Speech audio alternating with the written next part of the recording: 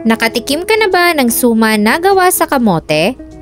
Yes po, hindi lang ang kamoteng kahoy ang pwedeng gawing suman, pati na rin itong sweet potato. Kaya panoorin niyo ang proseso para hindi lang nilaga at kamote Q ang maluto ninyo. Gagamit tayo dito ng 1 kilong kamote. Kahit anong kulay ay pwede nyong gamitin at pwede nyo rin itong pagsabay-sabayin. Syempre, babalatan lang muna natin to.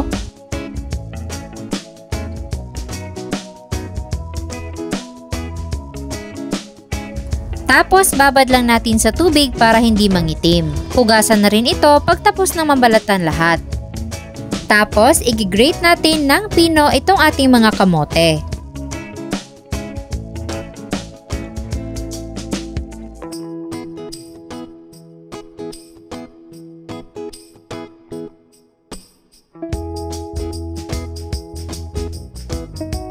Pagkatapos mag-grate, ganito yung magiging itsura ng ating kamote.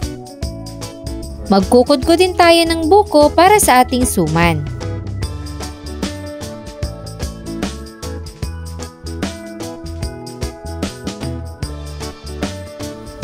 Pagkatapos makudkod, ihahalo na natin to sa ating kamote. Maglalagay lang tayo ng 1/2 cup ng brown sugar at 1/2 cup ng coconut cream o gata. Tapos, paghahaluin lang natin yan ng mabuti until well combined.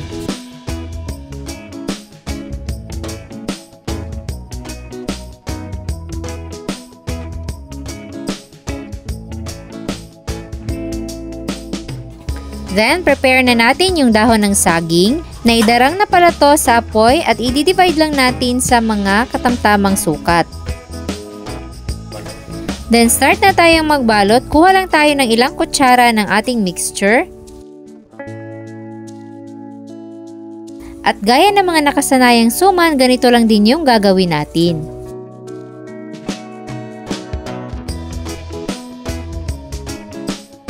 Tapos, i-fold lang natin yung magkabilang side. At ipagdidikit natin ang dalawang suman gamit lang ang dahon ng saging para pantali.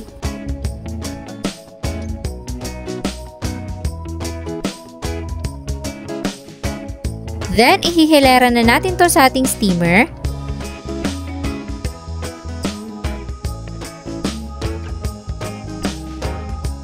At isi-steam natin to for 35 minutes sa high heat. So after 35 minutes, luto na ang ating kamoteng suman. So check na natin yung itsura niya.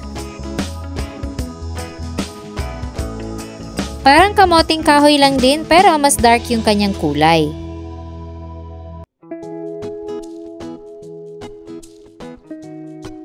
At syempre, hindi pa rin mawala ang mainit na kape kapartner ng ating suman.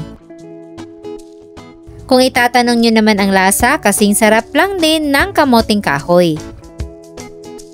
Kaya kung marami kayong kamote dyan at sawa na kayo sa nilaga at kamote Q, subukan nyo na to. Ilalagay ko na dyan sa baba ang kompletong listahan ng mga sangkap. Sana'y nagustuhan nyo ang ating recipe for today. Enjoy!